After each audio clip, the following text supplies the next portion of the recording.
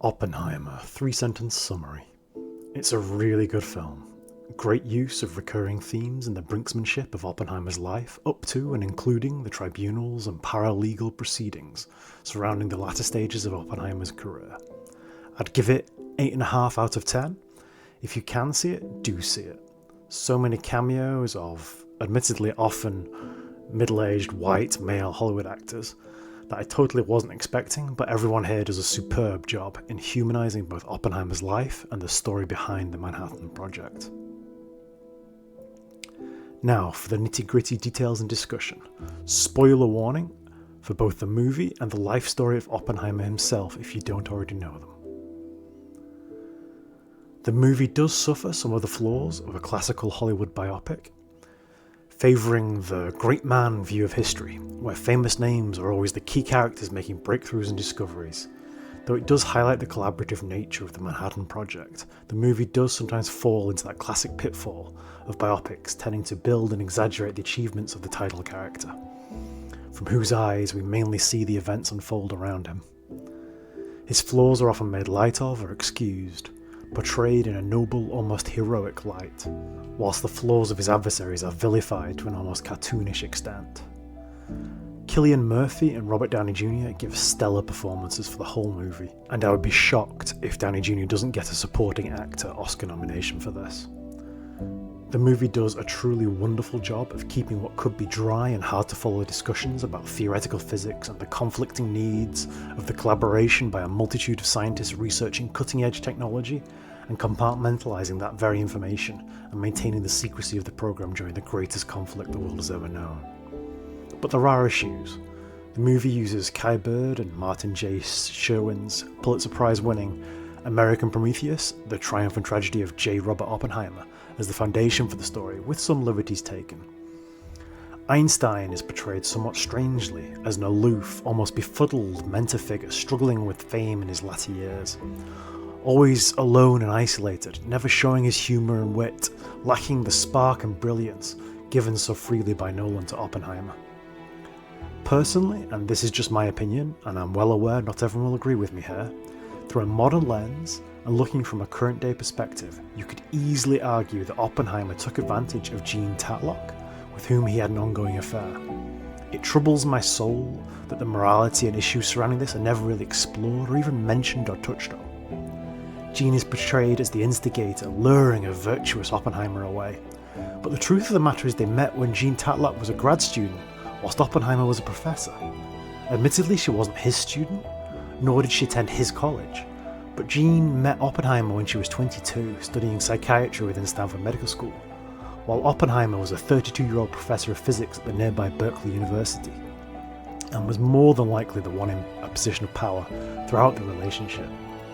Oppenheimer maintained this affair even after meeting and marrying his wife Kitty, which I will call, from my privileged position, a heinous and ultimately destructive thing to do, both for Kitty and Jean, and for the trust and love within his own marriage.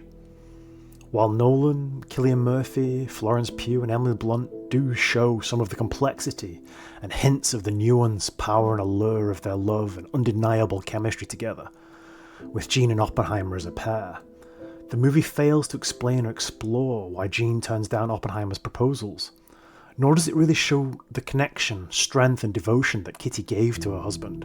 There are glimpses of it, moments like the refusal late on to shake the hand at a gala of a friend who turned traitor years after. A broken glass flung against the wall to demonstrate passion, but rarely the raw strength of character that Kitty Oppenheimer had to endure, as Oppenheimer's many affairs were brought to national attention.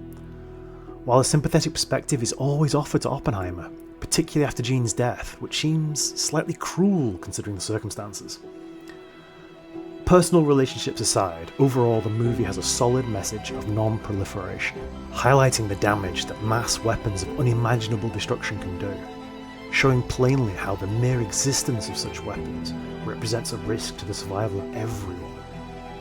No one doesn't mention or show much of the non-destructive uses of the technology. Pile 1, the first ever nuclear reactor, gets 30 seconds and no explanation or reference to its significance. But the movie does touch upon the danger of massed, standard munitions, such as happened with the Halifax explosion when a cargo ship carrying munitions collided with another vessel in 1917, destroying every building in a half-mile radius, killing over 1,700 people and injuring thousands more in an instant. The movie is complex and deep at times, touching on the idea that the Nazis likely would have completed development of the first atomic bomb before the Allied forces had they not been anti-Semitic and hostile to others' academic works, giving a worrying warning to modern-day book bannings and the rise of radical Christianity taking hold of a large section of politics. Personally, I believe that religion and politics and the creation of law should always be separated. Who would I be to impose my religious beliefs upon others? If you truly believe something, live it, exemplify it, and show its virtues and benefits to others. Don't try and foist it onto them in a war of culture or as an expression of power. But that's easy for me to say, having just criticised the behaviour of another man having an affair whilst married. The movie does explore the damning effect on a person's psyche and mental well-being, from contributing to the deaths of so many. Though Gary Oldman's portrayal of an unfeeling President Truman seems very callous, when I could argue that Truman offered Oppenheimer absolution by saying it was Truman's call to use the bomb, and it would forever be Truman as the face of that choice, not Oppenheimer. No one blames the gunsmith after all, though admittedly most gunsmiths don't go on to then become Time's Person of the Year. But all these criticisms pale by comparison to the reasoning given by Nolan for Strauss being so antagonistic to Oppenheimer.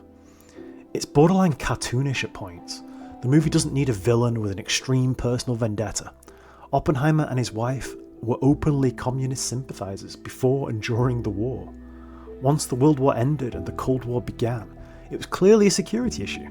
You don't need to aggrandise it with some spurious turning of Einstein away from Strauss after a brief meeting lasting seconds. No one in their right mind would believe that interaction could result in a lifelong vendetta. And yes, I know there's more with the latter derision on the topic of exporting isotopes, but to use that brief meeting with Einstein as the fundamental causative motive for their falling out and parting of the ways, it's hard to swallow. However, Robert Downey Jr.'s performance as Strauss made this grievance bearable and helped cement Oppenheimer itself as a great movie. I don't want anyone to come away with the belief that I didn't enjoy this film. Far from it. It's a fantastic work and well worth watching. Sorry for niggling at parts that didn't sit perfectly with me. And for some, if not most people, these nitpicks won't even be noticeable nor impact their enjoyment of the film. I don't want to take away from anyone else's experience. These are just topics that resonated strongly with me and I wanted to mention them. As always, thank you for watching. Have you seen the movie yet?